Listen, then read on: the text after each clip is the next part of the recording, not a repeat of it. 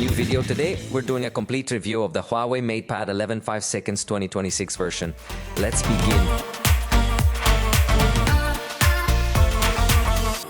Let's take a look at how Huawei has been doing some unusual things recently. This particular tablet is priced to compete against another tablet from the same manufacturer, which is the HUAWEI MatePad 12X 2025. These two tablets are quite similar, with just 1,000 pesos difference in their prices. As of now, this model, which features 12 GB of RAM and 256 GB of storage, is priced in Mexico at 7,999 pesos, which is approximately $460. However, keep in mind that prices here differ from those in other places. However, what really strikes me is that the 12X 2025 is priced at 8,999 pesos. This means there is a difference of 1,000 pesos, and honestly, the proposals are going to be very, very similar. So let me tell you about their differences so you can understand why it is cheaper. But truthfully, I would lean more towards choosing the 12X 2025 because there are specific aspects where I believe the evolution is crucial. And remember, there is only a 1,000 pesos difference, so please take that into consideration. As similar to the 12X model, Huawei provides a variety of extras. For instance, we have the keyboard, which also serves as a case. So, as you can see, we have some really excellent items here. This section allows you to attach it for practical use, essentially, like a laptop. However, they not only include the keyboard, but also come with the M Pencil. In this particular case, it's the 3rd generation M Pencil that is included. The tablet is also compatible with the M Pencil Pro, which is significantly more advanced and offers 3 distinct pencils. The precision is superb. So it's quite interesting that even though it is compatible, they actually provide you with the one from the previous generation. However, in the 12X, they include the M Pencil Pro. Now, from this point, we start noticing some subtle differences. But why don't you come along with me to explore the rest of the features of this tablet and its distinctions compared to the MatePad 12X 2025. And in design, we have some subtle differences that, quite frankly, I don't believe justify the price difference, as they will be very similar. The front of the screen maintains this paper matte finish that effectively prevents reflections and is part of Huawei's new generation, which has improved by 50% compared to the last generation. Honestly, the anti-reflective finish is truly excellent. We will also find the same construction as a single piece of aluminum alloy for the entire body, and it's a lot lighter. It is not water resistant. I think it is something that Huawei could incorporate in future generations, and in this case, in addition to this option that I have in my hands in green color, it is also available in gray color. Consider that in this case it has a thickness of 1 millimeters. That is to say that it is quite thin, although the 12X is even thinner, although the difference is really very subtle. But curiously, despite being a little thicker than the 12X, it is actually lighter. Weighing 515 grams, there's one slight difference. The keyboard is going to be different, and I believe this will be a notable difference to consider. In this case, the keyboard isn't quite as smart, so to speak. It comes in 2 separate pieces. Therefore, even if you take the keyboard away from the tablet, it stays connected through Neuralink. Due to this, it won't display the virtual keyboard, which in terms of user experience can end up being quite bothersome. In the MatePad 12X, we are introducing a brand new version of the keyboard, which is significantly more advanced. This keyboard is equipped with an anti-smudge finish, ensuring that it remains clean and sleek. Additionally, it has the capability to automatically disconnect when you detach it from the tablet, allowing you to seamlessly switch to using the virtual keyboard. This feature alone makes the MatePad 12X stand out, as it offers a high level of practicality and convenience when in use. So for that reason alone, I would definitely lean towards the MatePad 12X. It's one of the most notable differences that truly sets it apart from the rest. Additionally, in this instance, we have the pins located on the bottom, whereas in the 12X, the pins were positioned on the back. For further details about the keyboard and other components, I encourage you to check out the video review of the MatePad 12X, as they share similarities in numerous aspects. Concerning connectivity, in this case, we will encounter USB port 3.0, which is marginally slower than the 12X 2025. Thus, you can observe other differences there as well. And regarding wireless connectivity, something quite similar is going to happen. We will come across Wi-Fi 6, while the 12X features Wi-Fi 7. In this context, we will encounter Bluetooth 5.2 and Neuralink, just like in her sister. So, you're probably starting to notice how alike they are, with these slight differences. Let's talk now about the screen, which is 11.5 inches, meaning it will be slightly smaller than the MatePad 12X 2025, but with a really very, very small difference. All the features of the screen are exactly the same, with a good quality, with the paper matte finish, IPS LCD technology, so maybe we won't have a brutal contrast, but thanks to the paper matte finish, it really gives us a very good feeling when viewing content. One thing to note is that this model has a peak brightness of 500 nits, making it less bright than the 12X 2025. If you're working indoors, at school or home, this brightness suffices. However, for more outdoor use, like architectural tasks, you might prefer the 12X 2025, which offers a much brighter screen. The rest of the screen features are identical. The detail level, refresh rate, angles, all are identical. In the sound section, we will find 4 speakers.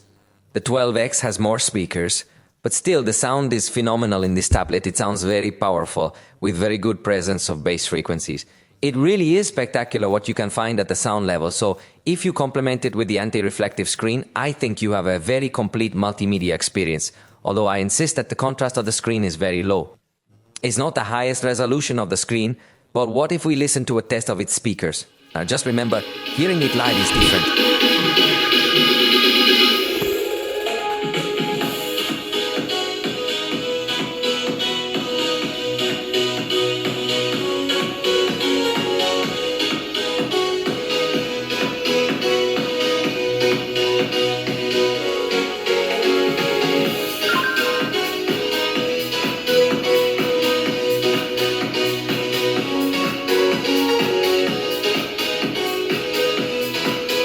Clearly, there's no headphone jack included, but all other features remain identical to the MatePad 12X.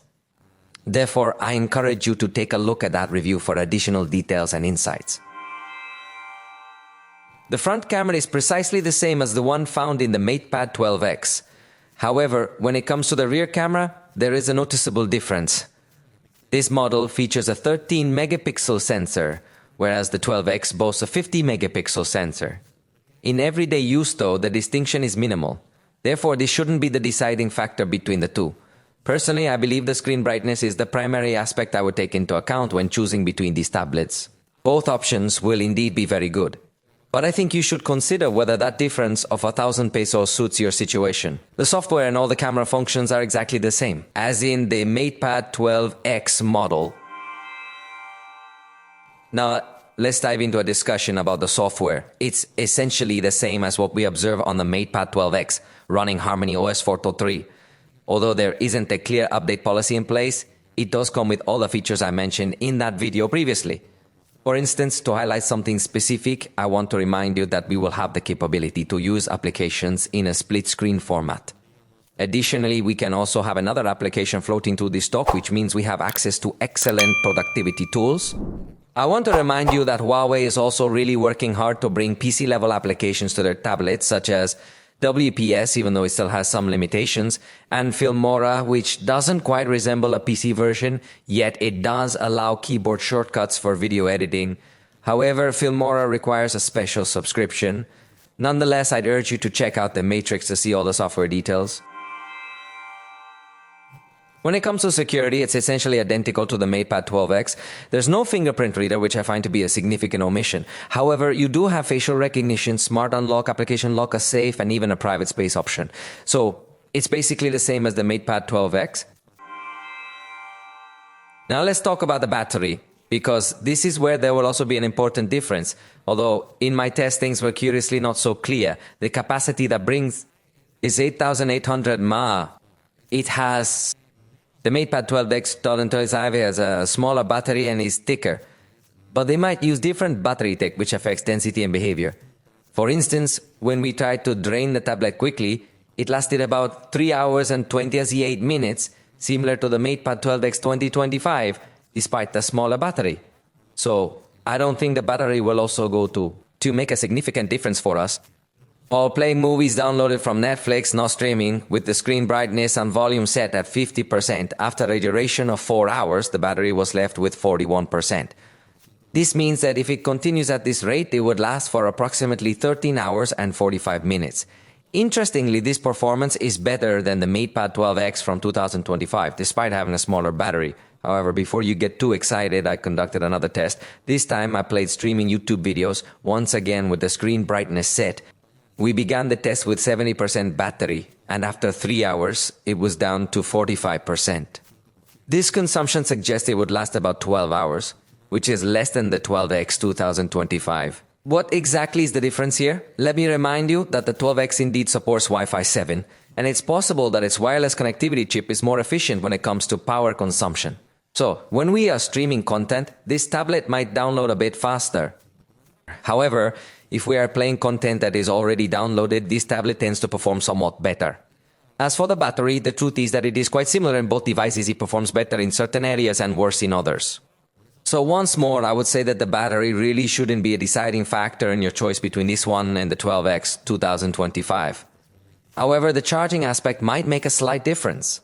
In this instance, it supports 40-watt charging, which is not as powerful as the 12X, but remember, it does have a smaller battery.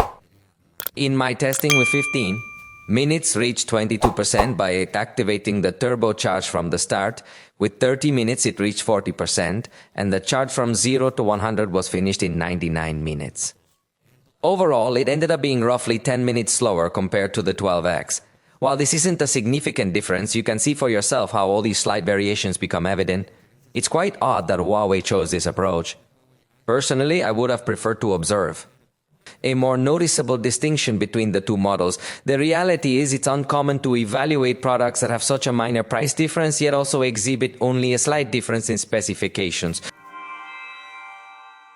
Let's discuss performance, as this model includes an in-house processor. Specifically, it's the Kirin T92C.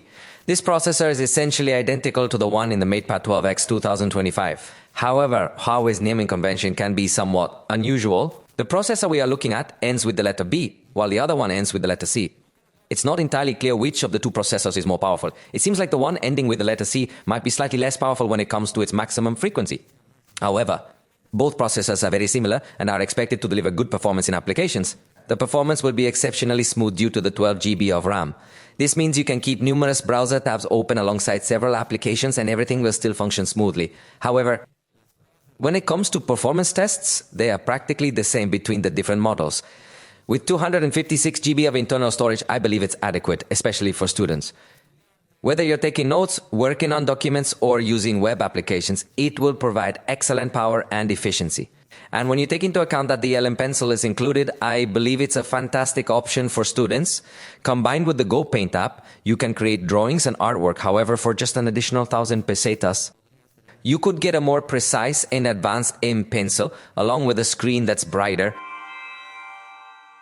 Let's dive into the topic of gaming now, because once again it's going to be quite similar to the MatePad 12X. However, this time around we decided to test different content compared to what we tested previously on that occasion. So let me share with you the results we obtained from these tests. When playing PUBG by default, it sets the effects to the balance level with an extreme frame rate.